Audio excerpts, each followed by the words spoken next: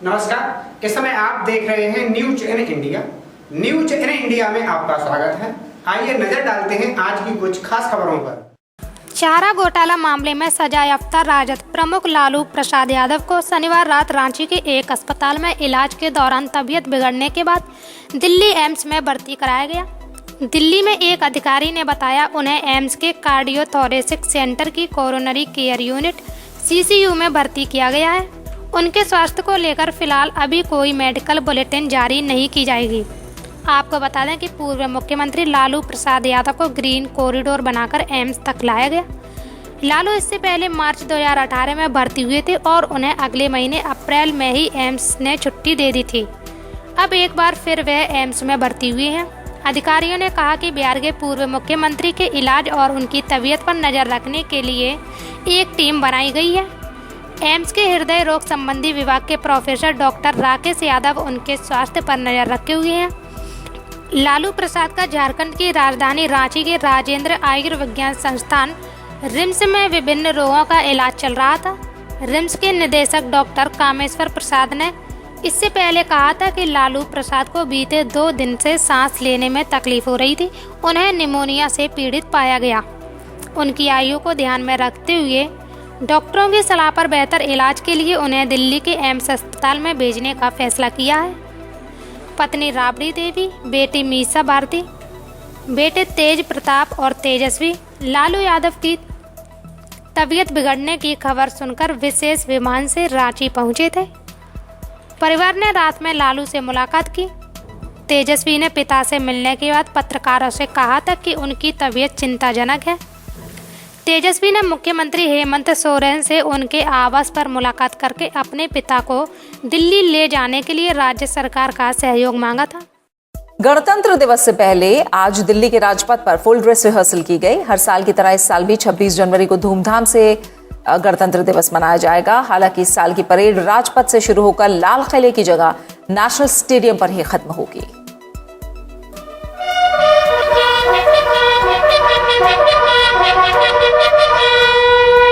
ये नज़ारा है राजधानी दिल्ली के राजपथ का, जहां शनिवार को देश की ऐतिहासिक विरासत, सांस्कृतिक धरोहर और सैन्य शक्ति का नज़ारा देखने को मिला। राजपथ पर कड़ी सुरक्षा के बीच फुल ड्रेस रिहर्सल की गई। सैनिकों के जोश ने देखने वालों को उल्लास से भर दिया। इस साल सेना की तरफ से गणतंत्र दिवस परेड में शामिल होने के लिए खास तैयारियां की गई हैं। बांग्लादेश से आया सैनिक दस्ता भी इस बार परेड में खास होगा। ये दूसरा मौका है जब कोई विदेशी सैन्य दस्ता भारत में गणतंत्र दिवस की परेड में शामिल हो रहा है। इससे पहले 2016 में फ्रांस के सैन्य दस्ते ने भारत की गणतंत्र दिवस परेड में हिस्सा लिया था। So it comprises members from Bangladesh Army, Bangladesh Navy and Bangladesh Air Force. As you asked the question, we are feeling ourselves privileged to come on this special year of Bangladesh, that is 2021. इस बार गणतंत्र दिवस की parade में 32 झांकियां शामिल हो रही हैं। सबसे पहले तो 18 कंटिंजेंट इसमें हिस्सा लेंगे, जिसमें 16 कंटिंजेंट मार्चिंग कंटिंजेंट है और 2 एनिमल कंटिंजेंट है। ये 16 मार्चिंग कंटिंजेंट्स में आप देखेंगे कि 6 कंटिंजेंट्स इंडियन आर्मी के हैं, उसके बाद Indian navy, Indian air force, central paramilitary forces, Delhi police, NCC boys, NCC girls और NSS के मार्चिंग कंटिंजेंट्स हैं और 2 एनिमल कंटिंजेंट्स हैं, 61 कैवलरी और BSF का कैमल कंटिंजेंट। तो ये एक हमने कोविड के चलते हुए भी अपने कंटिंजेंट में कोई कमी नहीं करी। हरिद्वार में कुंभ मेले के कराए जा रहे सभी निर्माण कार्य तय समय से पूरे करने के लिए राज्य सरकार ने कमिश्नर और मेलाधिकारी के अधिकार बढ़ाने को मंजूरी दे दी है। मेलाधिकारी को किसी भी निर्माण कार्य 2 भागों में सबलेट करने का भी अधिकार होगा। साथ ही टेंडर की अवधि भी 7 दिन की ही रहेगी। सरकारी प्रवक्ता मदन कौशिक ने बताया कि कुंभ मेला में निर्माण कार्यों को समय पर पूरा करने के लिए कमिश्नर को 5 करोड़, मेलाधिकारी को 2 करोड़ रुपए तक के कार्य कराने का अधिकार दिया गया है। सीएम ने इस प्रस्ताव को पहले ही मंजूरी दे रखी है। अब कैबिनेट ने भी इस पर मोहर लगा दी है। साथ ही मेलाधिकारी को किसी भी काम की अहमियत को देखते हुए उसका 50% विस्तार करने का अधिकार भी दे दिया गया है। सरकार ने राज्य की 21 कार्यदायी संस्थाओं में से यूपी राजकीय निर्माण निगम और यूपी समाज कल्याण निर्माण निगम को बाहर करने और LN पंत को बजट सलाहकार के रूप में नियुक्त करने को विधिवत मंजूरी दे दी है। कुंभ के लिए SOP केंद्र सरकार जारी करेगी। केंद्रीय स्वास्थ्य मंत्रालय के अधिकारियों ने SOP को लेकर राज्य सरकार के अधिकारियों के साथ प्रारंभिक विचार विमर्श कर लिया है। सूत्रों के अनुसार कुंभ की SOP सख्त हो सकती है। शहरी विकास मंत्री मदन कौशिक ने बताया कि SOP जल्द राज्य को मिल जाएगी। सूत्रों के अनुसार शहरी विकास विभाग ने SOP के बिंदुओं गृह विभाग मंत्रालय को उपलब्ध करा दिए हैं। अभी जैसा आप जानते हैं महाकुंभ 2021 है, ये इसका जो संभावित वहाँ के आसपास आ जाएगा। तो अभी इसमें जो मुख्यतः हमारे जो स्थायी निर्माण कार्य थे लगभग अब हो गए हैं। कुछ 2-3 वर्ष जो बचे थे वो भी मेरे ख्याल से इस जनवरी माह में सब समाप्त होने की स्थिति में है। अभी मेनली हमारा फोकस अभी अस्थायी कार्य जो है उसके लिए है, क्योंकि जनरली जो मेला शुरू होता है उसके 1 महीने 2 महीने पहले भी प्रारंभ होता है। तो उन्हीं के निरीक्षण के लिए आएगा उसका जो लेटेस्ट स्टेटस है अभी। और आस्था पथ पिछली बार भी मैंने किया था, और कुछ उसमें जो ये कमियाँ पाई गई थी ठीक कर ली गई हैं अभी, और काम अच्छा हो रहा है अभी यहाँ। मेनली हमारा अभी जो फोकस है ये अभी इसमें जो शासन से हमें निर्देश प्राप्त हो रहे हैं, क्योंकि आप जानते हैं वर्तमान में कोविड पैंडेमिक है। तो कोविड पैंडेमिक के मद्देनज़र ये इस तरह का जो आयोजन है ये पूरे विश्व में पहली बार हो रहा है। तो इसको किस स्तर तक इसको करना है, कितने इसमें तैयारियाँ की जो आवश्यकता होगी उन्हीं सब पर चर्चा हुई है। और कोविड के दृष्टिगत उसमें क्या क्या हमें आवश्यक प्रोटोकॉल्स हैं, उनसे आवश्यक हमें जो सावधानियाँ हैं, तैयारियाँ हैं, उसकी आवश्यकता होगी। इस संबंध में जो यहाँ पे जिला प्रशासन है, जिला प्रतिष्ठान है और पुलिस अधिकारी हैं, उनके साथ में विचार विमर्श हुआ है। और इस संबंध में हमें जो भी फीडबैक मिले हैं इस संबंध में शासन को अवगत कराया जाएगा। जम्मू कश्मीर के कठुआ में बॉर्डर सिक्योरिटी फोर्स यानी BSF को एक और सुरंग मिली है। BSF ने शनिवार को पंसर इलाके के हीरानगर सेक्टर में 150 मीटर लंबी और 30 फीट गहरी सुरंग का पता लगाया है। माना जा रहा है कि इसका इस्तेमाल पाकिस्तान से आतंकियों की घुसपैठ कराने के लिए किया जाता था। पिछले 10 दिनों में यह दूसरा मौका है जब इलाके में सुरंग मिली है। BSF के मुताबिक जहां यह सुरंग मिली वहां पिछले साल जून में पाकिस्तानी ड्रोन को मार गिराया था। ड्रोन के जरिए सीमा पार हथियार पहुंचाने की कोशिश की जा रही थी। पिछले 6 महीने में इंटरनेशनल बॉर्डर के सांबा और कठुआ में 4 सुरंगें मिली हैं। वहीं पूरे जम्मू रीजन में सुरक्षा बलों की नज़र में आने वाली यह 10वीं सुरंग है। BSF के अधिकारियों ने बताया कि इलाके की घेराबंदी करके सर्च ऑपरेशन चलाया जा रहा है। जांच के बाद ही मामले की पूरी जानकारी सामने आएगी। इससे पहले 13 जनवरी को इलाके के बोविया गांव में 100 मीटर लंबी सुरंग मिली थी। इससे पहले पिछले साल 22 नवंबर को इंटरनेशनल बॉर्डर से सटे सांबा सेक्टर में एक सुरंग मिली थी। यह इंटरनेशनल बॉर्डर से 160 मीटर अंदर तक थी और 25 मीटर गहरी थी। नवंबर में ही नागरोटा में बन टोल प्लाजा के पास आतंकियों से हुए एनकाउंटर के बाद इस सुरंग का खुलासा हुआ था। ये हमारा एक एंटी टनल कैंपेन जो है ये कुछ महीनों से चल रहा है, और उस एंटी टनल कैंपेन में ये वाला इलाका भी जो है हमारे रडार के ऊपर था कि इसको भी हमने अच्छी तरह से सर्च करना है, क्योंकि इस जगह की कुछ हिस्ट्री रही है जिससे ये इंडिकेट होता था कि यहाँ पर कुछ टनल है। और कुछ हमारे जो इंटेलिजेंसीज हैं वो भी लगातार हमको इस चीज़ के ऊपर इनपुट्स दे रहे थे। इस जगह में पिछले 8-10 साल से काफ़ी वायलेंस प्रोफाइल रहा है। यहाँ पर 2012 में काफ़ी फायरिंग हुई है। उसके बाद में इसी जगह के ऊपर हमारे एक BSF के अफसर के ऊपर स्नाइपिंग इंसिडेंट हुआ है। फिर इसी जगह के ऊपर रॉकेट्स से भी फायर हुआ था जहाँ पर टनल डिटेक्ट हुई, और यहीं पर हमने लास्ट ईयर हेक्साकॉप्टर को भी हमने मार गिराया था। तो ये पर्टिकुलर स्पॉट हमारे रडार में था कि इसको सर्च करना है। तो आज सुबह BSF की पार्टी ने अपने सर्च के दौरान में इस टनल को ढूंढ निकाला है, और ये टनल थोड़ी पुरानी लग रही है क्योंकि इसमें जो सैंड बैग्स मिले हैं ये करीब 2012 के विंटेज के हैं। ये पुरानी टनल जो है इस्तेमाल में रही है। तो सैंडबैग्स पे क्या निशान है पाकिस्तान के निशान हैं, उसके ऊपर प्रॉपर मार्किंग है, बिल्कुल उसमें इंडिकेशन है कि ये पाकिस्तान के ही बने हुए हैं। और कितनी लंबी टनल है? ये करीब 150 मीटर लंबी टनल है, और 25 से 30 फुट गहरी टनल है और 2 से 3 फीट का डाया है इसका। और इसमें दोनों साइड में इंडिया और पाकिस्तान से काफ़ी जंगल है, ब्रोकन ग्राउंड है, जिससे ये फैसिलिटेट करता है कि किसी को भी टनल अगर बना ली है तो ऐसे टेरेन को इस्तेमाल करेगा वो। टनल इसीलिए बनाई हुई है ताकि टेररिस्ट को जो है वो इन्फिल्ट्रेट करवाया जा सके। और इसमें पूरी इस्टेब्लिशमेंट, पाकिस्तान इस्टेब्लिशमेंट का इसमें हाथ है, जिसमें पाकिस्तान रेंजर्स हैं, पाकिस्तान आर्मी है, ISI है, उनके इंजीनियर्स हैं जो इसमें एक एंटी इंडिया कैंपेन को लेके चले हुए हैं। केंद्रीय गृह मंत्री अमित शाह ने आज मेघालय की राजधानी शिलोंग में पूर्वोत्तर परिषद की 69वीं बैठक की अध्यक्षता की। उद्घाटन भाषण में अमित शाह ने कहा कि पूर्वोत्तर का विकास हमेशा केंद्र सरकार की प्राथमिकता रहा है। प्रधानमंत्री नरेंद्र मोदी खुद 40 से ज्यादा बार नॉर्थ ईस्ट का दौरा कर चुके हैं। नेताजी सुभाष चंद्र बोस को श्रद्धांजलि देते हुए उन्होंने कहा कि नेताजी के जीवन से देश के युवा सालों साल तक प्रेरणा लेते रहेंगे। अमित शाह ने नॉर्थ ईस्ट काउंसिल से सुभाष चंद्र बोस की स्मृति में उत्तर पूर्व के सभी बच्चों के लिए कार्यक्रम आयोजित करने, विभिन्न योजनाएं चलाने और स्मारक बनाने का भी अनुरोध किया। अमित शाह ने कहा कि प्रधानमंत्री के नेतृत्व में कोरोना के खिलाफ नॉर्थ ईस्ट के सभी राज्यों ने सफलतापूर्वक लड़ाई लड़ी है। इसके अलावा आज गृह मंत्री अमित शाह ने गुवाहाटी में आयुष्मान CAPF योजना का शुभारंभ किया। केंद्र सरकार ने केंद्रीय सशस्त्र पुलिस बल के सभी जवानों और उनके परिवारों की सेहत से जुड़ी बड़ी योजना की सौगात उनको दी है। अमित शाह ने केंद्रीय अर्धसैनिक बल के जवानों और उनके परिवारों के चिकित्सा उपचार के लिए आयुष्मान CAPF स्वास्थ्य सेवा योजना का शुभारंभ किया। यह आयुष्मान CAPF योजना चालू करने के लिए आज के दिन से बेहतर दिन नहीं हो सकता,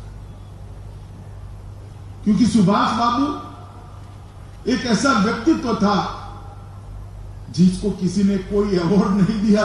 देश की जनता आज भी सुभाष बाबू के साथ नेताजी का सम्मान जोड़कर उनको कृतज्ञ भाव से याद करती है। एक यशस्वी तेजस्वी विद्यार्थी जो ICS बने, ICS बनने के बाद अंग्रेजों की नौकरी करना पसंद नहीं किया, अंग्रेजों के खिलाफ देश के स्वतंत्रता के लिए लड़ाई लड़नी पसंद की। एक कुशल प्रशासक, चाहे कलकत्ता म्युनिसिपल कॉर्पोरेशन के चीफ एग्जीक्यूटिव ऑफिसर बने या मेयर बने, उन्होंने कुशल प्रशासक के दर्शन कराए। 2 बार कांग्रेस पार्टी के अध्यक्ष बने और जब उनको लगा कि द्वितीय विश्व युद्ध में अंग्रेज दबा हुआ है, मौका है देश के लिए, अंग्रेजों की नजर कैद से 7000 किलोमीटर के अज्ञातवास के माध्यम से दूर जाकर आजाद हिंद फौज की रचना कर। 26 जनवरी को देश भर के आंदोलनकारी किसान दिल्ली की सड़कों पर ट्रैक्टर परेड निकालेंगे। किसानों की इस ट्रैक्टर परेड को रोकने के लिए दिल्ली पुलिस ने भी रणनीति बनानी शुरू कर दी है। हालांकि ट्रैक्टर परेड को लेकर किसानों ने अभी से ही इसकी तैयारियां शुरू कर दी हैं। पंजाब और हरियाणा से ट्रैक्टरों ने पहुंचना भी शुरू कर दिया है। पुलिस के द्वारा ट्रैक्टर रैली को रोके जाने को लेकर किसान नेता राकेश टिकैत ने कहा कि क्या अब ट्रैक्टर पर तिरंगा लगाने की भी आज़ादी नहीं है। साथ ही टिकैत ने यह भी कहा कि इस मामले में पुलिस अपना काम करे, हम अपना काम करेंगे। दरअसल जैसे जैसे 26 जनवरी की तारीख नज़दीक आती जा रही है, वैसे वैसे दिल्ली पुलिस किसानों के ट्रैक्टर परेड को रोकने के लिए रणनीति बना रही है। इसको लेकर किसान संगठनों और पुलिस अधिकारियों के बीच 2 दौर की बैठक भी हो चुकी है, लेकिन इसके बावजूद भी किसान ट्रैक्टर परेड निकालने की मांग पर अड़े हुए हैं। ट्रैक्टर परेड को लेकर किसान नेता राकेश टिकैत ने एक टीवी डिबेट में कहा कि हम परेड में दिल्ली के लोगों को किसी भी तरह से परेशान नहीं करेंगे, बल्कि पुलिस की सहायता भी करेंगे और व्यवस्था बनाए रखने में मदद भी करेंगे। साथ ही उन्होंने कहा कि जब देश आज़ाद है तो किसानों को क्या अब ट्रैक्टर पर तिरंगा लगाने की भी आज़ादी नहीं है। ट्रैक्टर परेड को लेकर राकेश टिकैत ने आगे कहा कि पहले तो सरकार कह रही थी कि इस आंदोलन में गलत लोग बैठे हैं और प्रतिबंधित संगठन के लोग शामिल हैं, लेकिन अब कह रही हैं कि तिरंगा झंडा भी नहीं फहरा सकते हैं, जबकि हम लोग अपने अपने ट्रैक्टर पर तिरंगा झंडा लगाकर आएंगे, क्योंकि हमारी आस्था भारत के झंडे में है। साथ ही उन्होंने कहा कि हमने पुलिस को भी यह कह दिया है कि आप ही हमारा सहयोग करें। हम भी आपका सहयोग करेंगे। इसके अलावा डिबेट में उन्होंने कहा कि हम दिल्ली के लोगों से आग्रह करते हैं कि वे किसानों के ट्रैक्टर परेड का स्वागत करें और उन पर फूलों की बारिश करें। ये पहले ही लग रहा, जिस तरह से मीडिया में खबरें आ रही थी और मीडिया के लोग और सरकार के लोग एक ही चीज कह रहे थे जी दंगा हो सकता है, दंगा हो सकता है। इसका मतलब प्री प्लान ये चीज करवाई जा रही थी। वो तो पकड़ेगा, खुलासा हो गया उसका। लेकिन इस तरीके से बदनाम किया जाएगा तो क्या 26 तारीख को किसान ट्रैक्टर मार्च निकाल पाएंगे? कौन रोकेगा ट्रैक्टर मार्च को? यहाँ पे कुछ भी होगा उसकी जिम्मेदारी पुलिस प्रशासन की है। ठीक है, ट्रैक्टर परेड निकलेगी, उसमें आज 2 बजे तक हमारे रूट तय हो जाएंगे और परेड निकलेगी, प्रशासन उसकी व्यवस्था करवावे। कोई भी दंगा होता है तो पुलिस प्रशासन की जिम्मेदारी है। ठीक है, हमारी तरफ से कुछ नहीं हो रहा। हम शांतिपूर्ण जाना चाहते हैं, अपना परेड निकालना चाहते हैं, हमको रास्ता दे देंगे। औरैया जिले के अछलदास सीएससी में नेताजी सुभाष चंद्र बोस की जयंती पर गायत्री परिवार अछलदा की तरफ से रक्तदान महायज्ञ का आयोजन किया गया, जिसमें गायत्री परिवार, युवा प्रकोष्ठ शाखा अछलदा और नगर के करीब 2 दर्जन से ज़्यादा लोगों ने रक्तदान किया। मुख्य अतिथि अर्चना श्रीवास्तव ने बताया कि अखिल गायत्री परिवार शाखा हमेशा नशा मुक्ति अभियान चलाती रहती है, जिससे नगर के लोग लगातार जुड़ रहे हैं। उन्होंने कहा कि रक्तदान करने से कोई हानि नहीं होती बल्कि फ़ायदा होता है, क्योंकि जब कोई रक्तदान करता है तो 24 घंटे में उतना ही ब्लड बनकर तैयार हो जाता है जितना कि आपने दान किया है। मुख्य अतिथि के रूप में सीएमओ अर्चना श्रीवास्तव औरैया, डॉक्टर सिद्धार्थ वर्मा, डॉक्टर गौरव कुमार के नेतृत्व में कानपुर मेडिकल टीम को बुलाकर ब्लड लिया गया। इसमें करीब 29-30 लगभग लोग रक्तदान कर रहे हैं। जैसा कि सभी को पता है कि आज 23 जनवरी के श्री सुभाष चंद्र बोस जयंती हम लोग मना रहे हैं, उसकी सभी को शुभकामनाएं हैं। और ये बताते हुए बड़ा मेरे को हर्ष हो रहा है कि अखिल विश्व गायत्री परिवार युवा प्रकोष्ठ अछलदा जिला औरैया के द्वारा आज रक्तदान किया जा रहा है और 29-30 लोग करीब रक्तदान कर चुके हैं। और जैसा कि सब जानते हैं, रक्तदान महादान है और आप एक यूनिट ब्लड से किसी की जान बचाई जा सकती है। तो इसलिए हम बहुत आभारी हैं अखिल विश्व गायत्री परिवार युवा प्रकोष्ठ अछलदा औरैया के, कि उन्होंने बहुत अच्छा कार्य किया है और इसके लिए हम इनकी सराहना करते हैं। उत्तर प्रदेश के मेरठ जिले में सुबह एक सनसनीखेज घटना सामने आई है। यहाँ एक युवक ने अपनी बहन की गोली मारकर हत्या कर दी। युवती की रविवार 24 जनवरी को शादी होनी थी। घटना के बाद घर में ही युवती का शव पड़ा रहा और आसपास के लोगों की भीड़ एकजुट हो गई। मौके पर पहुंची पुलिस ने युवती की हत्यारोपी भाई को तमंचे के साथ गिरफ्तार कर लिया और शव को कब्जे में लेकर पोस्टमार्टम के लिए भेज दिया है। आपको बता दें कि ये घटना लिसाड़ी गेट थाना क्षेत्र के इस्लाम नगर की है।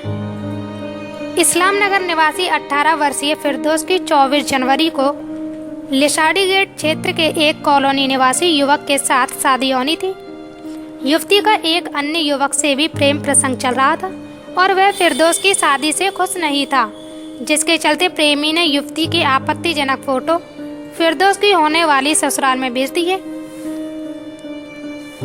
जब युवती के भाई ने बहन के आपत्तिजनक फोटो देखे तो गुस्से में दोस्त के यहाँ से तमंचा लाकर उसकी हत्या कर डाली। हत्या के बाद पुलिस ने आरोपी फिरोज को गिरफ्तार कर लिया। सीओ कोतवाली अरविंद चौरसिया का कहना है कि युवती के शव को पोस्टमार्टम के लिए भेज दिया गया है। तहरीर के आधार पर रिपोर्ट दर्ज करके कार्रवाई की जा रही है। आरोपी को गिरफ्तार करके पूछताछ की जा रही है। इस्लामाबाद चौकी के अंतर्गत आता है और लिसाड़ी गेट थाने में सुबह सूचना मिली कि एक भाई ने अपनी बहन की हत्या कर दी। इसमें हम लोग मौके पर गए, बॉडी को पोस्टमार्टम के लिए भेज दिया और जो भी चीज़ें वहाँ से बरामद हो सकती थी उसको बरामद किया। उसमें प्रकाश में यही आया कि प्रथम दृष्टया जो है बहन का किसी से अफेयर की बात आई और उसमें उसकी कुछ पिक्स वगैरह आपत्तिजनक पिक्स थी जिसको भाई के पास भेजा गया था। उसी के गुस्से में आकर के उसने अपनी बहन की हत्या कर दी। अब ये बात प्रकाश में आ रही है कि कल उसकी शादी तय हुई है, कल होनी थी, लेकिन अब क्या है उसके लिए अभी कोई तथ्य हमारे पास प्रकाश में नहीं आया है। जो कोई भी तथ्य आएगा तो उस बात की पुष्टि की जाएगी। आजमगढ़ शहर में बीते 3 दिनों से अतिक्रमण के खिलाफ कार्रवाई चल रही है। शनिवार को एसडीएम सदर और सीओ सिटी के नेतृत्व में कलेक्टर से पुरानी जेल तक सड़क की पटरियों पर हुए अवैध अतिक्रमणों को हटाया गया। पुलिस की इस कार्रवाई से दुकानदारों में हड़कंप मच गया। कई दुकानदार मिन्नतें करते रहे, लेकिन अधिकारियों ने किसी की भी नहीं सुनी। आपको बता दें कि शहर की सड़कों पर अतिक्रमण के चलते जाम की स्थिति बनी रहती है। कुछ दुकानदार जहां सड़क की पटरी तक अपनी दुकान सजाई हुई है, तो वहीं कुछ लोग पटरियों पर ही अपनी दुकान लगाते हैं।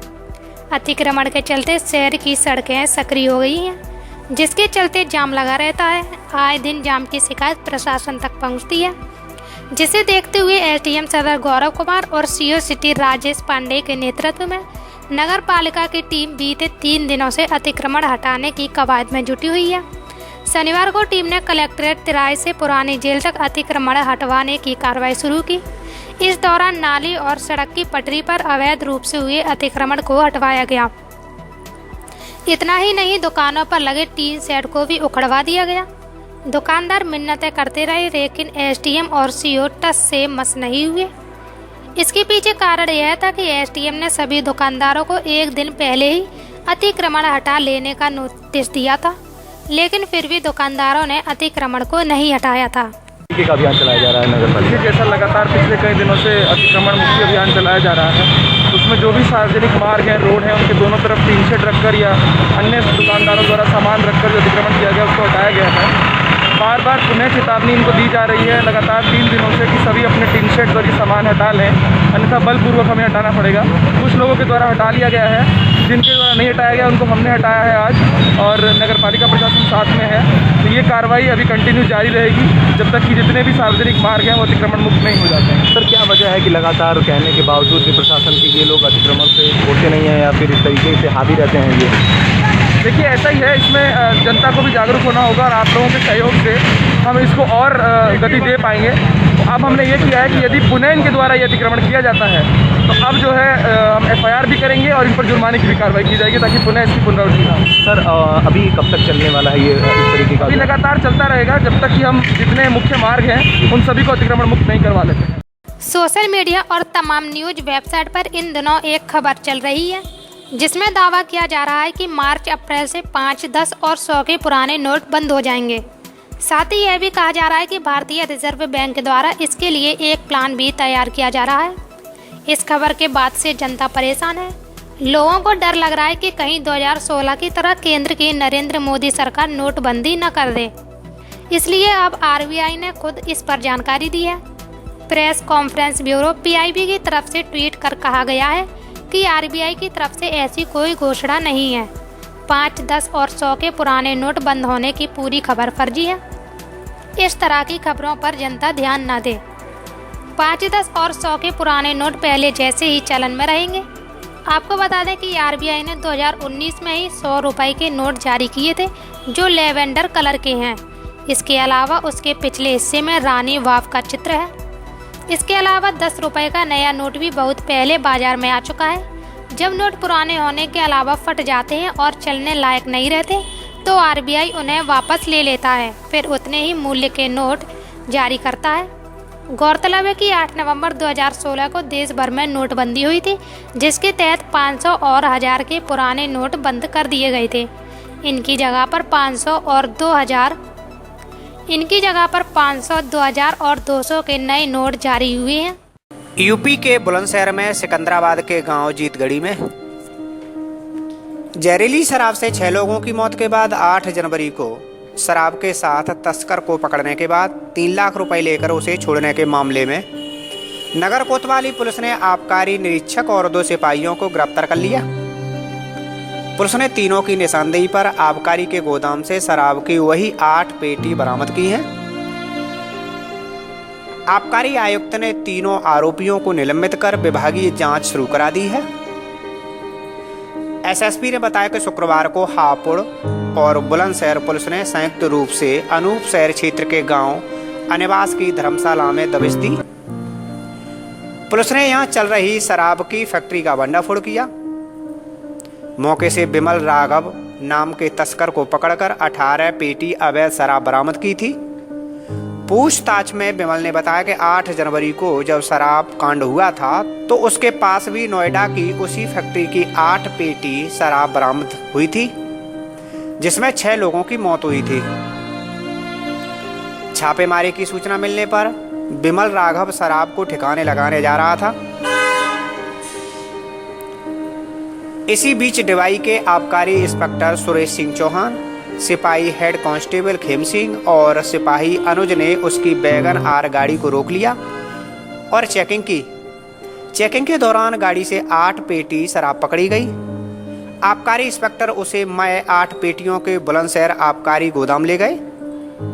आबकारी इंस्पेक्टर ने उसके सहयोगी सरकारी शराब ठेके के संचालक को फोन करके बुलाया। इसके बाद 3 लाख रुपए लेकर उसे छोड़ दिया गया। इंस्पेक्टर ने 8 पेटी शराब अपने पास रख ली। एसएसपी ने बताया कि शराब तस्कर बिमल राघव की निशानदेही पर गोदाम से वही 8 पेटी शराब बरामद की गई है। इसके बाद आबकारी इंस्पेक्टर व दोनों सिपाहियों को गिरफ्तार कर लिया गया। इंस्पेक्टर अनूप सैर रामचेतन सिंह की तरफ से तीनों के खिलाफ मुकदमा दर्ज कर लिया गया है।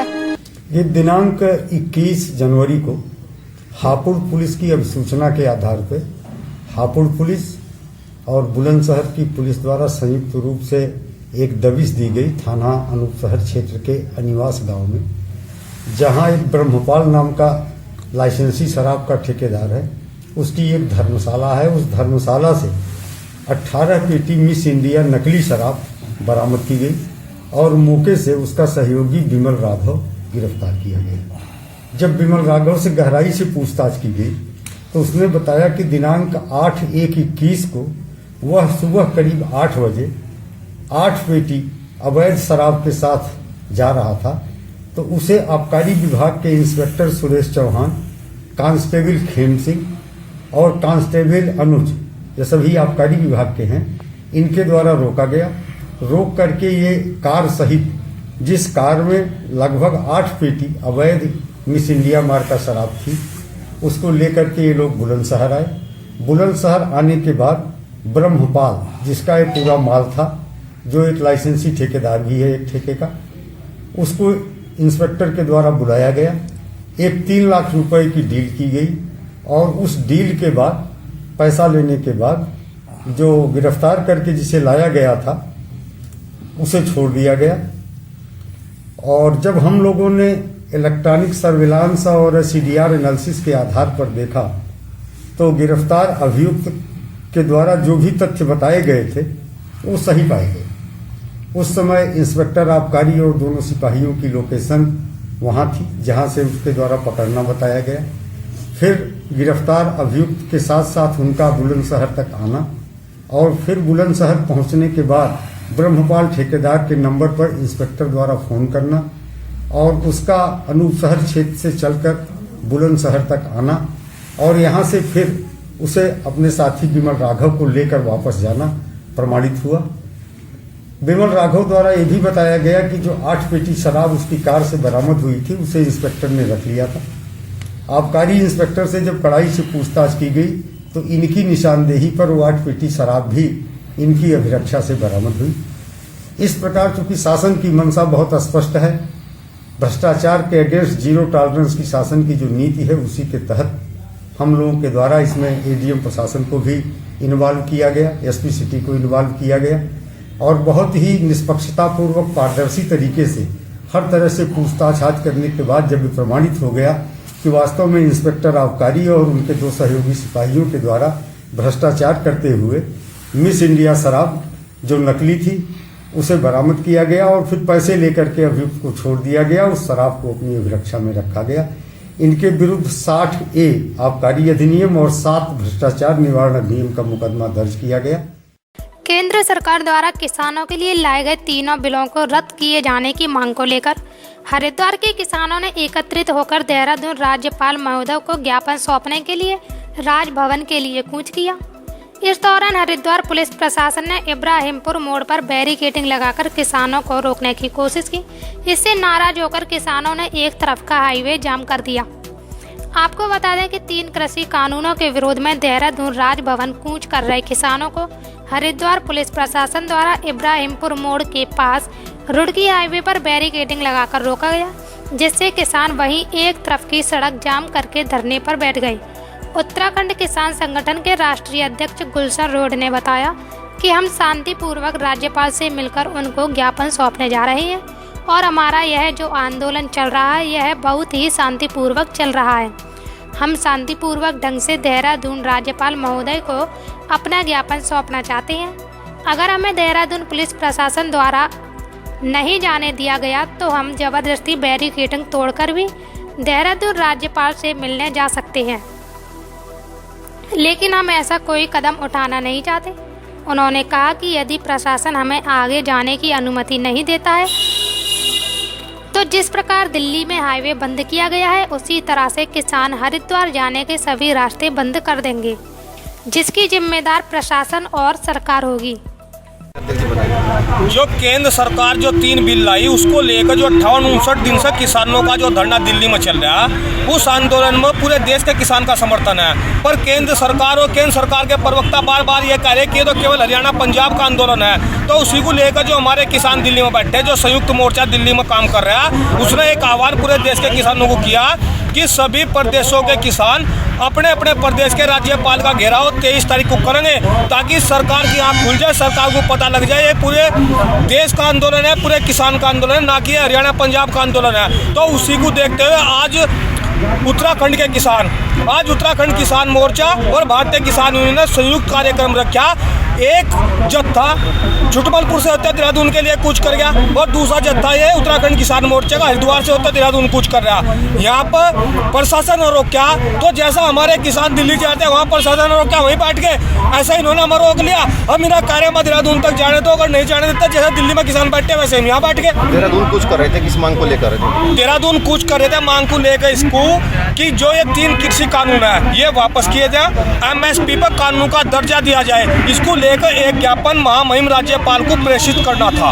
उसको लेकर राज्यपाल के यहाँ पर आज उत्तराखंड के किसान देहरादून जाने के लिए कूच कर रहे थे। तो जैसे रोक दिया गया है, अगर नहीं मानते तो कैसा क्या करेंगे? हमने ये कह दिया सरकारों को भी और प्रशासन को भी कि किसान का आंदोलन शांति प्रिय आंदोलन चल रहा है। किसान इसमें कहीं भी उग्र नहीं होगा, हिंसा नहीं करेगा। हम जाने को तो जबरदस्ती अभी निकल भी जाते। हमने ना टाइम दे रहे, क्या आप अपना निर्णय कर लो, हमें राज्यपाल के यहाँ तक जाने दो, हमें ज्ञापन देने दो। अगर आप नहीं देने देते हम झगड़ा करने के लिए हम शांतिपूर्वक धरना पड़ा यही चलाओगे, यही बैठे सड़क पर।